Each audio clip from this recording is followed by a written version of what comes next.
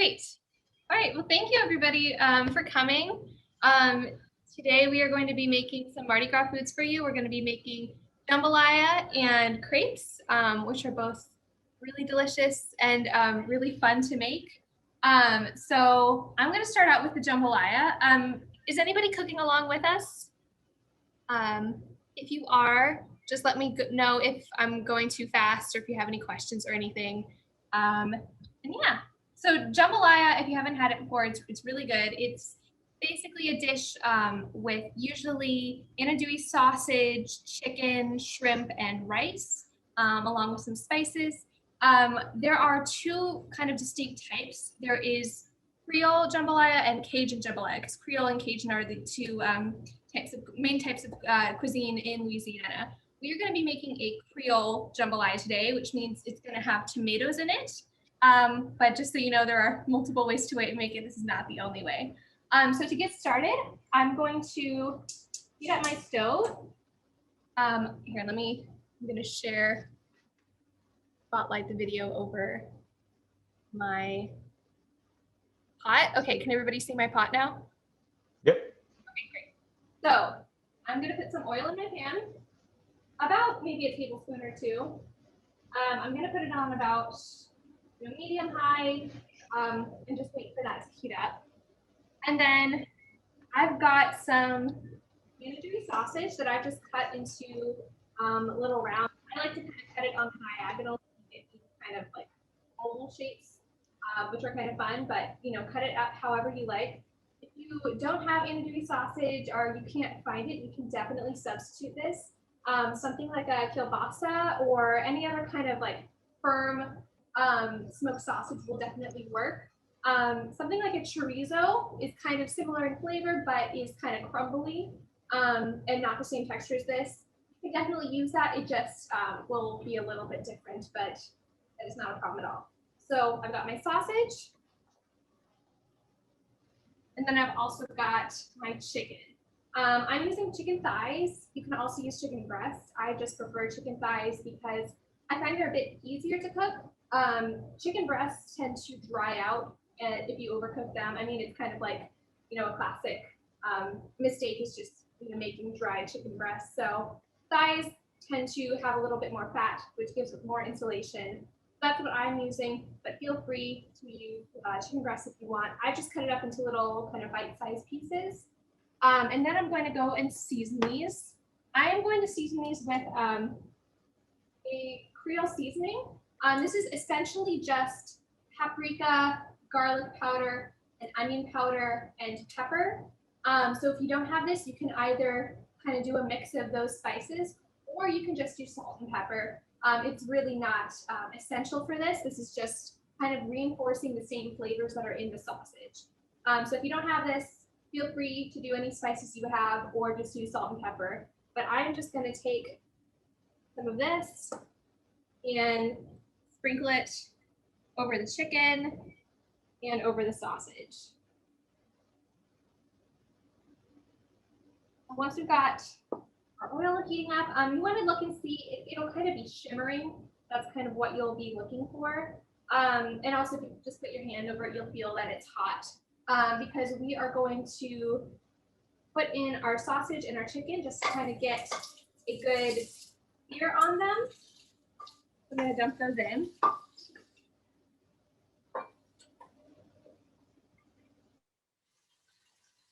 So I'm going to dump them in, and then I'm going to try to spread them out a little bit, just so everything is kind of getting into contact with the pan. Sorry, I hope you guys can hear me. I know that it's chiseling a lot. No, we're good. Okay, great. So we're just going to let that kind of sit and get a nice crust on it. And once again, this is not to cook it. This is just to give it some nice color. Because the sausage is already cooked all the way through. You can eat it without cooking it at all. And the chicken, we're going to stew all of this in some chicken broth and some tomato sauce for like 20 minutes. And so by that time, the chicken will be completely cooked through. So right now, we're just looking to get some color on it.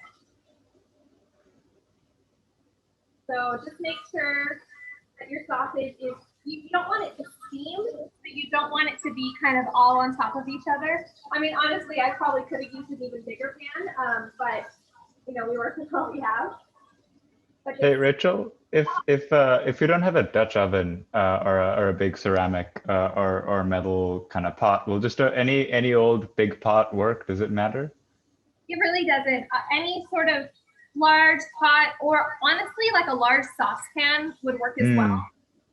We're going to be cooking rice in here as well. So you want something that is big enough to put the rice in and then cover with liquid. But if it's, you know, big enough to do that, then it's totally fine. It does not have to be a Dutch oven at all. You just want something Awesome. big enough and something that you can also cover. Those are the key criteria. Yeah, a lot of us are cooking in some unusual circumstances right now, so I've learned to improvise a lot with what I have access to. Definitely. Okay, so we're starting to get some nice color. Let me pick up the sausage so you guys can see. So as you can see, there's some nice browning on the sausage, which is just what we want. I'm going to try to kind of flip the pieces over to get some on the other side.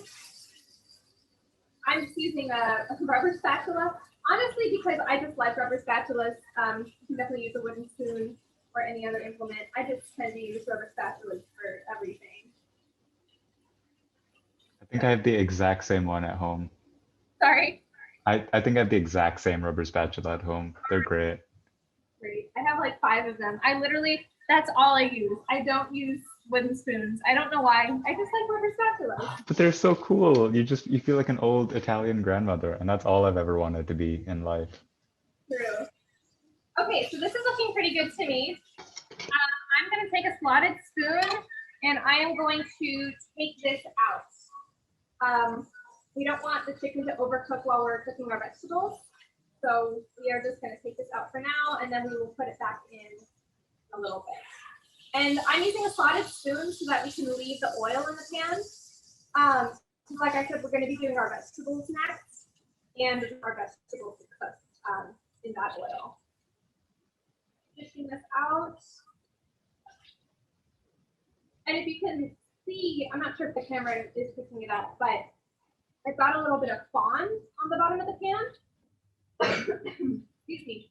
And fond is basically just these little brown bits. I don't know if you can see it over here, but fond is flavor. That means that we're doing our job well. Because when we add in our other liquid ingredients, it's going to pick that up, and those little brown bits are what's going to make our food taste really good. So I'm going to lower the heat just a little bit, and then I'm going to take my vegetables. Right here, I've got half of an onion. I just used a yellow onion, diced, half of a green bell pepper, half of a red bell pepper, a stalk of celery, and 2 cloves of garlic. The onions, bell peppers, and celery are something known as the Holy Trinity in Cajun and Creole cooking. It's kind of like a mirepoix or like a sofrito, if you're familiar with those things, but it's just a really foundational mix of vegetables that are in a lot of Creole and Cajun dishes. And it's just kind of start to build the flavor of the jambalaya. So now that my heat has gone down just a little bit, I'm going to add in all my vegetables.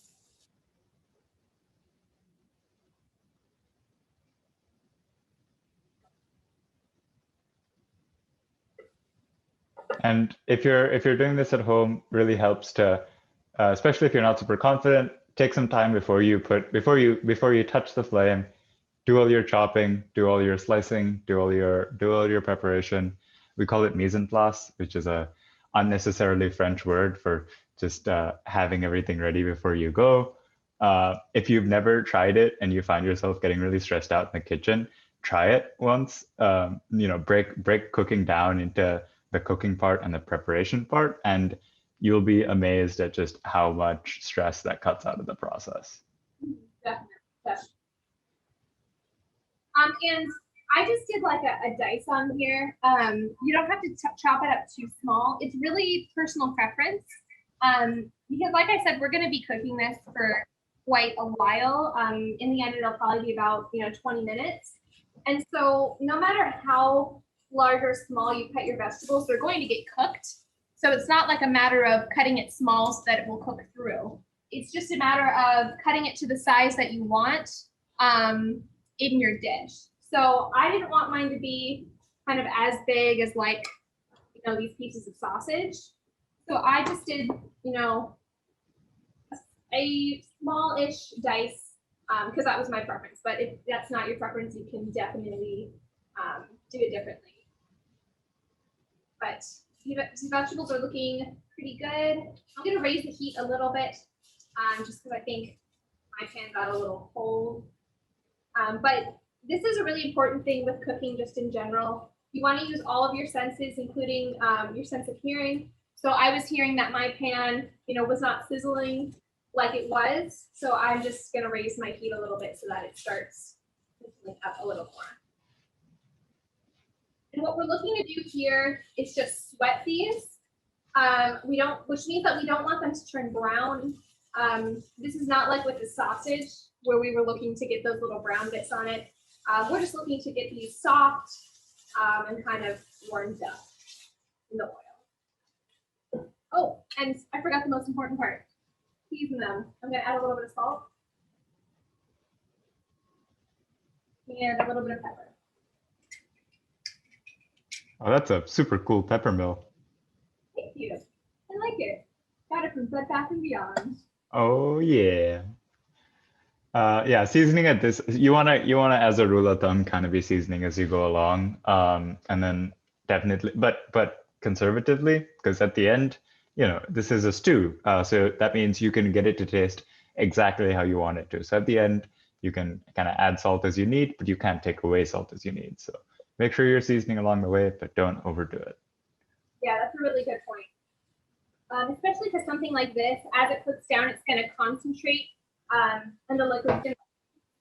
So we want to make sure that we're not over seasoning it at the beginning. But seasoning as you go, seasoning every element is the best way to get to build up, you know, layers of flavor. So just adding a little bit of salt and a little bit of pepper is a good idea.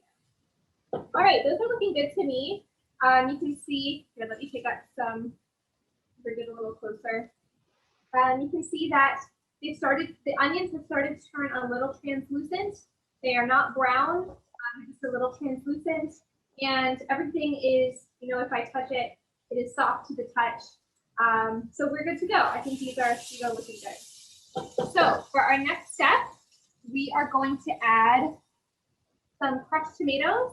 If you don't have crushed tomatoes, you can use tomato sauce or pureed tomato. You could also just use whole tomatoes and crush them yourself.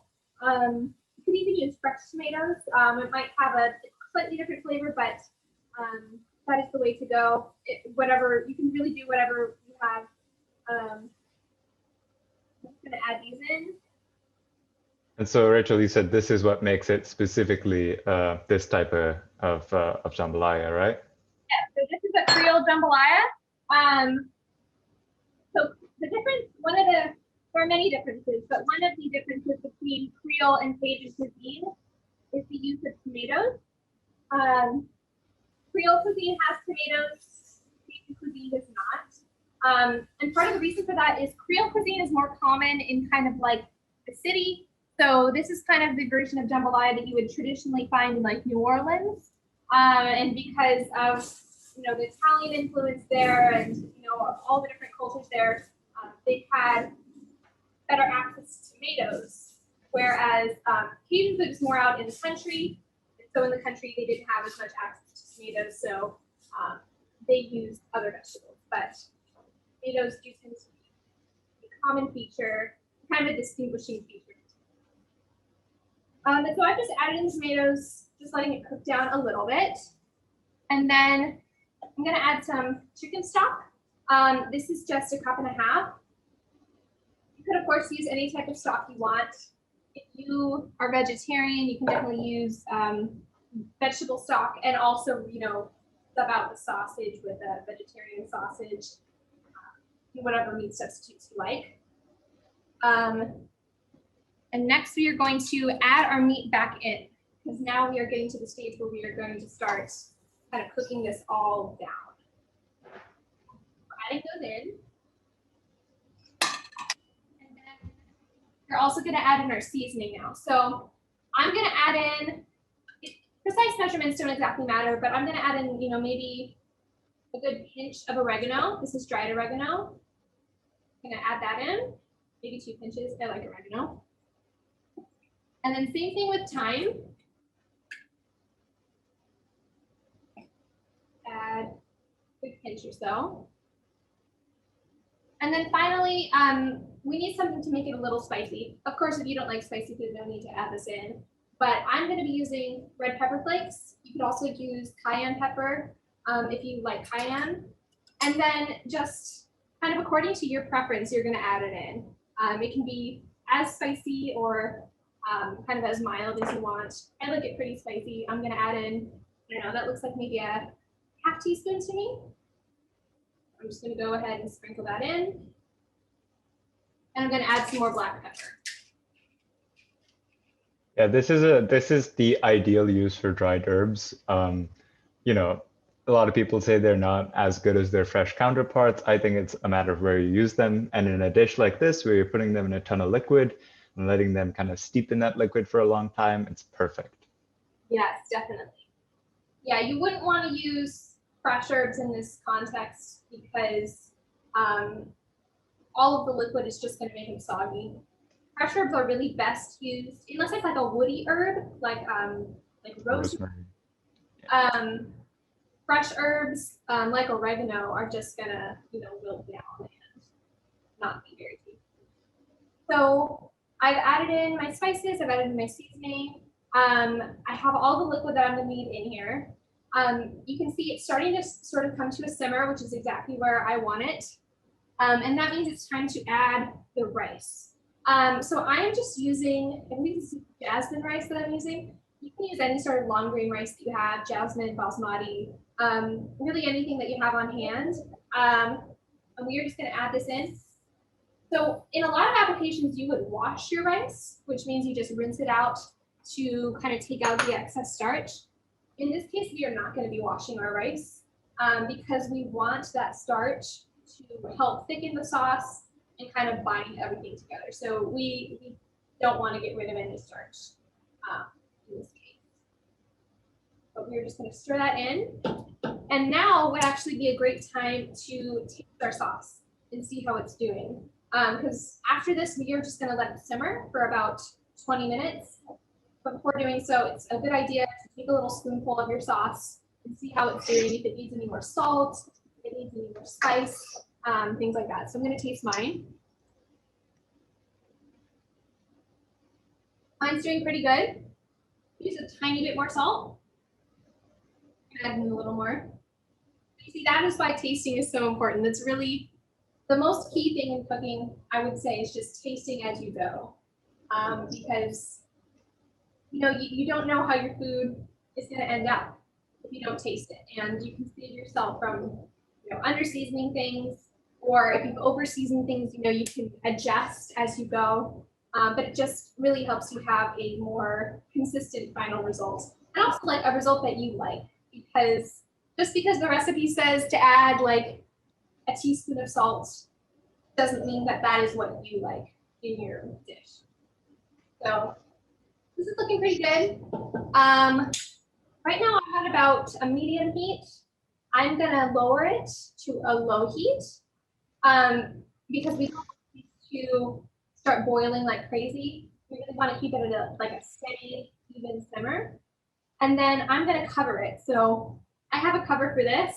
If you don't have a cover, honestly, anything flat that you can put on your pot, like for example, this one's a little small, but a baking dish, or sorry, not a baking dish, a baking sheet, that would work perfectly. Foil would work well. So I know that it's not always easy to A, keep track of the lids of your pots, and B, find, you know, pots that have lids. So just anything that you can do to keep steam from escaping will do perfectly. And we are just going to let this simmer for about 20 minutes. If you want, you can kind of check on it, give it a few stirs, see how it's doing. Because there is rice on this, and we want to make sure that the rice on the bottom does not burn. But yeah, for the most part, we are just gonna leave this be. You might have noticed that we have not added our shrimp yet. If you are putting shrimp in your jambalaya, we're gonna be adding that in the last few minutes of cooking just because shrimp cooks so quickly. But for now, we're gonna let our little jambalaya rest and simmer and become delicious. So that is all that we have for that right now. And I will pass it on to Nathan, who's gonna show us how to do our crepes. Yeah. So crepes are going to happen pretty fast, but just a little bit of introduction for them. I find that especially in the US, a lot of people kind of think of crepes as like fancy pancakes. I'm not from the US. I'm not from a country that eats crepes traditionally either, but I had a good French friend growing up, and he always said, man, American pancakes are the fancy ones, right? You got to get them fluffy. You got to use buttermilk. You got to. Now, crepes are really, really easy, really, really fast thing to put together. They cook super fast. You don't need to worry about, deflating them or whipping up egg whites or any of that. If you're really good, you can have everything made by the time your butter is melted. I'm not going to go super fast today, but just be aware that, like, this is meant to be an easy dish. It's meant to be a very simple dish. And in fact, crepes are usually eaten around Mardi Gras, because Mardi Gras, meaning Fat Tuesday before Lent, is the time when you want to try and kind of clear out your pantry and your cupboards and make sure you don't have a ton of stuff that's going to go bad in your kitchen, because you're going to be fasting during Lent.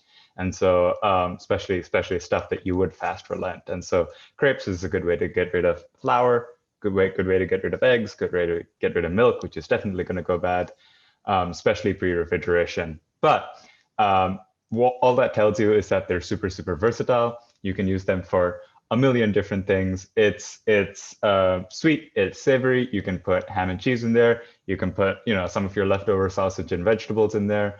We're going to be doing them sweet today since we have some savory stuff already going on. But just know that the sky's the limit on crepes. They're really, really wonderful. So I'm going to move over to my other camera just for a second here and put the heat, if I can get this working, on low, and toss in 2 tablespoons of butter. That's all for that camera. Thanks, Rachel, we're going to have to switch back. Okay, there we go. Yay. Okay, awesome. We can just let that kind of melt over low heat while we get the rest of the stuff together. You can use less butter, but why would you want to? There's a lot of good reasons you'd want to, but if you are dubious, try it. That extra butter really makes things good. Then what you're gonna do is you've got 1/3 cup of flour here. In with that, get it all in. And then an egg, you're gonna crack in. Yes, single egg cracks are unnecessary, but they look really cool. And then you're going to mix it up a little bit, get that yolk kind of broken up. And then what you want to do is, I've got 1/2 cup of milk in here. Don't put all of it in. Just add, maybe 1/4 to 1/2 of it. And then start mixing, trying to incorporate everything as evenly as possible. What this does is that, since it's a thicker mixture, your whisk is going to incorporate those elements a little bit more easily. And you're not going to be sloshing a ton of liquid around everywhere.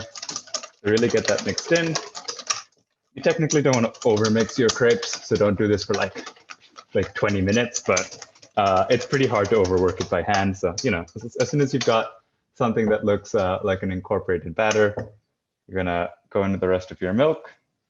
And you can see now that I've stirred all that flour in while it was thick, it just comes together super easily. Again, this is a super easy recipe. And at around this point, make sure we got that all incorporated. Yeah. At this point, you're going to check for texture or consistency. It should be pretty liquidy. You want it to be, pouring pretty smoothly. If you feel like it is not liquidy enough, you want it to be almost, you want it to be flowing like water. You don't want it to be thick or lumpy. It's definitely not lumpy. Don't think pancake batter, think crepe batter. You can always adjust with a little bit of milk or a little bit of water. But just remember that you're going to be adding in that butter, and then butter contains water. So don't go overboard before you're done. I'm going to throw in just a pinch of salt, and then you're going to do around a teaspoon of sugar. This is like coconut sugar because we ran out of regular sugar, but any sugar will work. These are very, very forgiving. And then also, if you know that you're going to be using them for a savory application, feel free to leave out the sugar and up the salt and maybe throw in a little bit of pepper. If you know that you're going to use them for sweet application, feel free to up the amount of sugar, but don't leave out the salt. I think a little bit of salt helps these go a long way. And then let's see over here.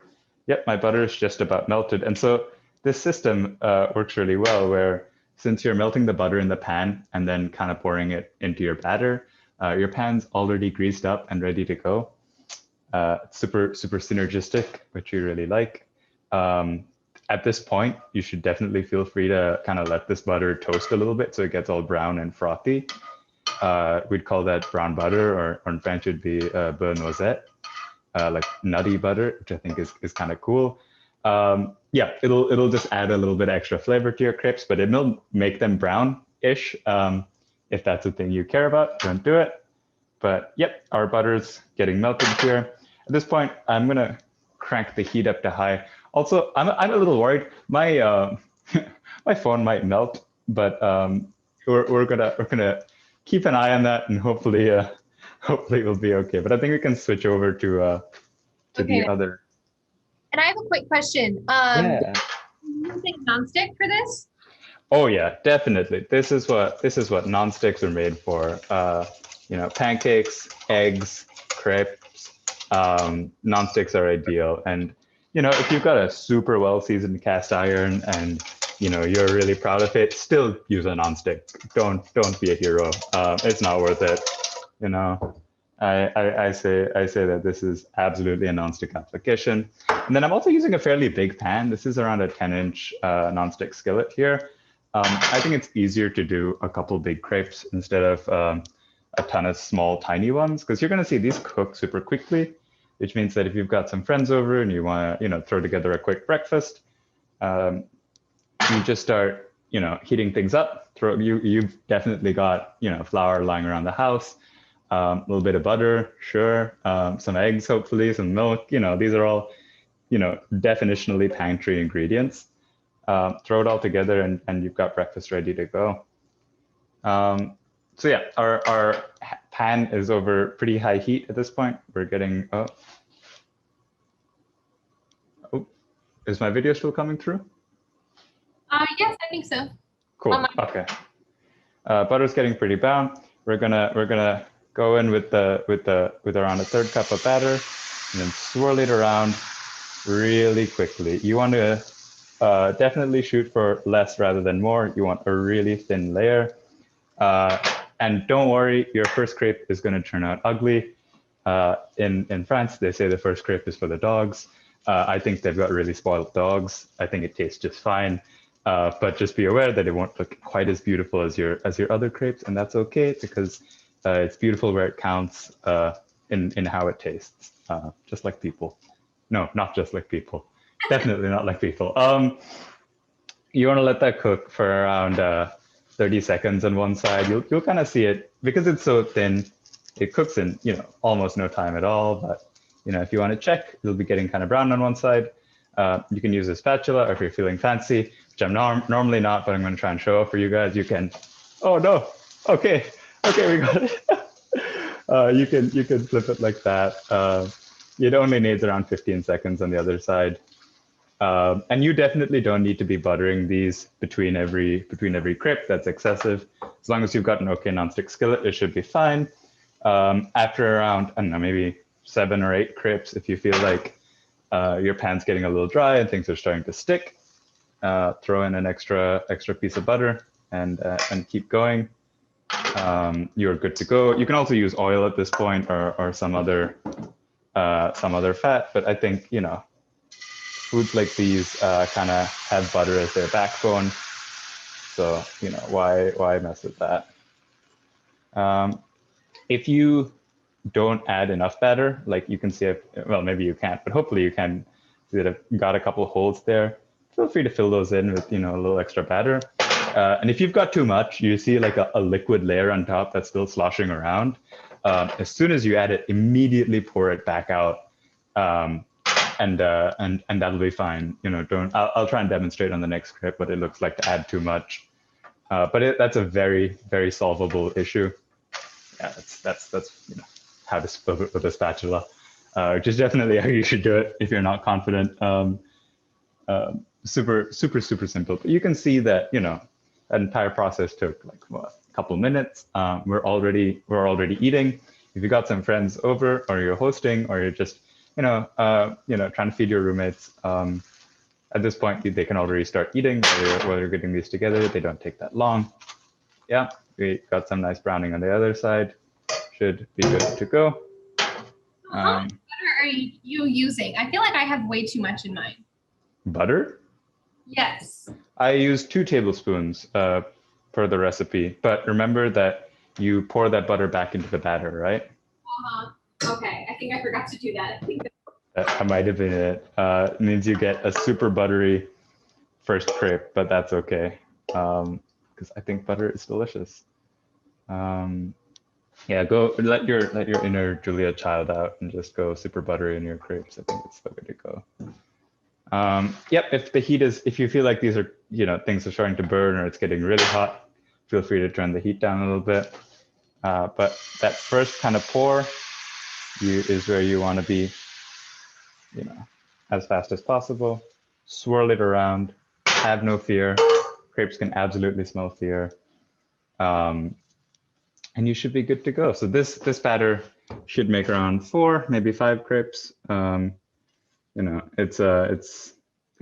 It depends on how thick you end up pouring them, or how much extra stuff you decide to add. If it gets super thin or super thick. If you feel like it's really, really hard to spread, you can just add a little water to your batter and thin it out so that it's nice and pourable. If you feel like it's basically water, feel free to add a little extra flour, though I think that's harder to do. I think you tend to get a batter that's too thick instead of too thin. But yeah, and since I think I'll stop here with making crepes, but let me very quickly show you an ideal way to eat them. So there is no necessarily one traditional Mardi Gras crepe filling, because there is no necessary traditional one Mardi Gras anything. It's kind of the cool part of the holiday. It's just about using what you have on hand and really enjoying certain flavors. And so, ooh, these are really hot. Let me bring this over here. Oof, Rachel, do you think you can spotlight me? I'm so sorry. I'm not hosting. I'm not hosted this Zoom call. But yeah, as you can see, we've got some beautiful crepes right here. If you want, you can kind of sprinkle these with sugar every time you put them on a plate so that their sugar kind of melts. But I think you can just kind of serve them and let people do what they want. Really, really easy way to have these is, and probably my favorite actually, is you just sprinkle a little bit of sugar on top, just like that. And then you get a lemon. Squeeze a lemon on top, and that's it, Fold it into quarters or roll it up like a cigarette is what the French say. And there you've got crepes. That's delicious. Super simple, super fresh. You can make just a ton of these and keep going. Fill them with peanut butter, fill them with cinnamon sugar, fill them with Nutella. Fill them with savory stuff if you're still hungry, But crepes are almost by far the easiest breakfast thing that I can think of. You should not be afraid of making them. Absolutely, go give them a shot. You've almost definitely got the stuff at home. Yeah, and I've just gotta say, like, I always thought crepes were so difficult until I got like a halfway decent nonstick. So if you really enjoy making crepes, you don't have to get a crepe pan. I know they sell those. Like, you don't have to get a fancy crepe pan. Just get like a good new nonstick, and it becomes a million times easier. Yeah, if you feel like your stuff isn't working, it might just be the nonstick. That's probably it, in fact. I made like this perfect crepe, and then when I was flipping it, it tore a hole in the middle. Oh no. Did you spatula or did you try and go all fancy with it? I could not flip it. I don't know. Maybe you can help me figure out what my problem is. I like have enough butter in it, and my pan is nonstick enough that I can flip it easily with a spatula. But when I like move my pan, it does not move around at all. Oh, did you have any butter in the pan beforehand? I did. Here, oh gosh. You can probably hear it. Oh yeah, that sounds like more than enough. Yeah, sometimes if the heat is not high enough or it hasn't cooked enough, it'll kind of keep sticking. But honestly, sometimes it's just the pan. Sometimes it's just, the gods have decided today's not a good crepe day. That'll happen sometimes. Don't worry about it. You'll have a couple of ugly crepes, but I promise they'll still be delicious.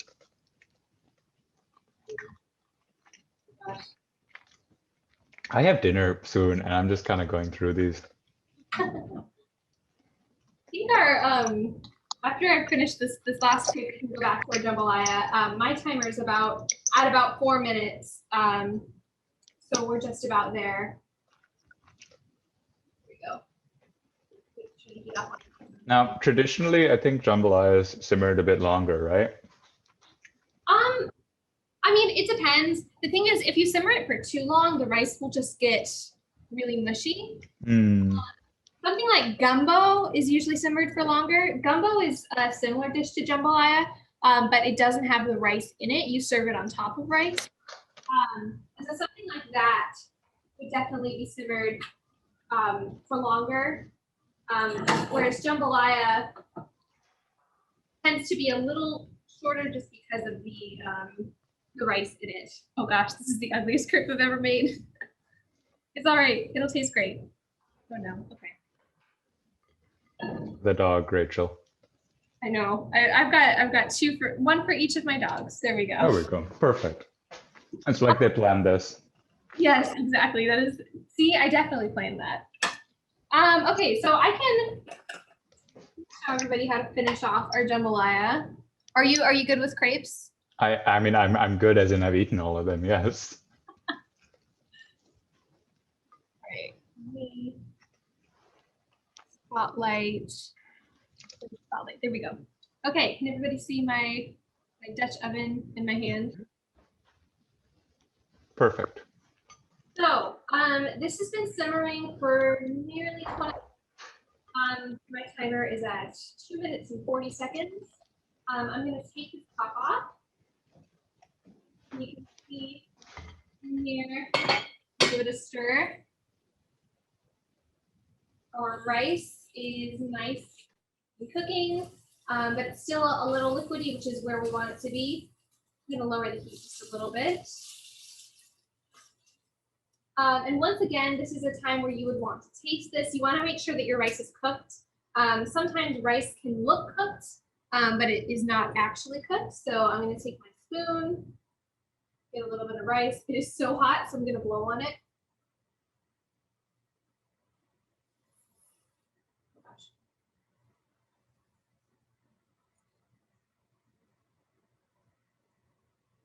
All right, perfect. So my rice is cooked. And what we're just going to do to finish this off is we've got our shrimp here. This is about ½ a pound. Once again, totally not necessary. If you don't want to do shrimp, you don't have to at all. But I'm going to take my shrimp. I'm going to season it the same way that I did earlier with this Cajun spice. You can also just do salt and pepper. I'm just sprinkling it on. And then I'm just going to kind of lay these on top. And these, I have taken the shells off just because it makes it easier to eat in the end. If you don't take the shells off, it's really fine, but you just might, it's a little bit messier. So I just prefer to take the shells off.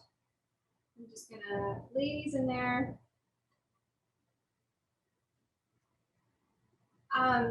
And shrimp, andouille sausage, and chicken is kind of a traditional version of this, but you can totally do different variations.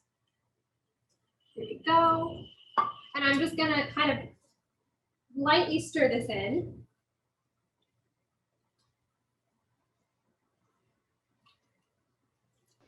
So how come we're adding the shrimps this late, Rachel? So shrimp cooks really quickly, like really insanely quickly. Like here, you can already see this one is starting to turn pink. If we were to let it simmer, like we did with the chicken and the sausage, it would get overcooked really quickly. So with this, we are just gonna let that sit for, 3 minutes, 5 minutes. I'm just covering it to kind of let it steam a little bit. But yeah, that's basically the reason why, is just because we don't want it to overcook. Something like chicken thighs can stand up to heat for like 20 minutes, but something like shrimp will just turn really rubbery. And shrimp are really easy to cook because they tell you when they're done. They'll just turn pink, and the tails will turn pink, and that's when you know that it's done. So not really a guessing game. If it looks cooked, it most likely is cooked. But yeah, we're just gonna let that sit. It smells really good. In full disclosure, I made some of this for lunch earlier. So I have like jambalaya overload. I have so much jambalaya, but it's totally great because it's really delicious. Yeah, this is totally the ideal thing to kind of reheat as leftovers. Soups and stews make great leftovers just because, they're not going to dry out since they're mostly liquid anyway. You just heat them back up. It's an entire meal right there. Super ideal if you're cooking for yourself or other people in college. Highly recommend. Yeah, and the thing with jambalaya is, of course, if you're using shrimp can be a bit expensive. So it's not exactly a budget option with the shrimp necessarily, but you don't have to put shrimp in it at all. And if you just stick with the sausage and the chicken, or really any combination of proteins that you like, it can really be kind of a cost-effective way to feed a lot of people. And it's really delicious. It's really easy. I mean, besides just a little bit of chopping up front, you basically throw it all in there, let it sit, add some spices, and that's about it. So it's really, it doesn't seem like college friendly on the face of it, but I think, with some adjustments, it definitely can. Oh yeah, and shrimp, don't forget, for something like this, frozen shrimp is perfect, that it'll work totally fine. Frozen seafood is often really good quality. So if you're at the grocery store and you see frozen shrimp, that's normally going to be cheaper. That might make this dish viable. Fresh shrimp, especially if you're in a landlocked area, definitely can be expensive. So that's a good thing to keep in mind. Yeah, thank you so much for mentioning that. That was something that I forgot to mention, is that, yeah, frozen shrimp, the only difference would be still add it in at the end like we're doing. Literally the only difference would just be that it would cook a little bit longer. But honestly, not that much, because it'll defrost really quickly in the heat. I mean, you could defrost it beforehand, but I would say don't bother with all that hassle. Just throw it in frozen, let it heat up in the rice, and it'll be well. Okay, so I'm gonna go and check on mine. My timer was just about to go off. Open this up. And that wow, that looks really good. Let me fish out one of these so you guys can see. Oh, nice. Little shrimp, you can see the tail is pink. It's pink. It is opaque now. That's another sign. When you have raw shrimp, they're really translucent. But now it's opaque. The meat is white. Tail is pink. If you feel it, it's kind of free and bouncy. Raw shrimp is more, for lack of a better word, mushy. So yeah, this looks. Oh, I almost dropped that shrimp. This looks perfect to me. And once again, let's just taste it for seasoning one last time.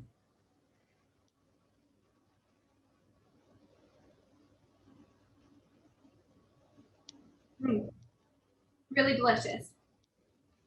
I think the salt level is perfect. It's got a little bit of kick.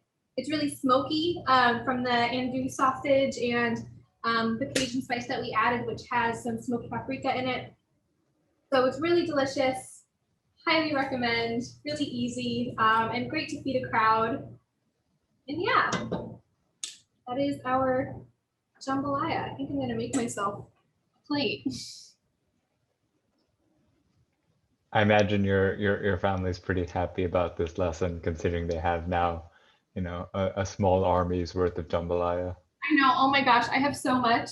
I have so much. I'm gonna need to like pawn it off on people.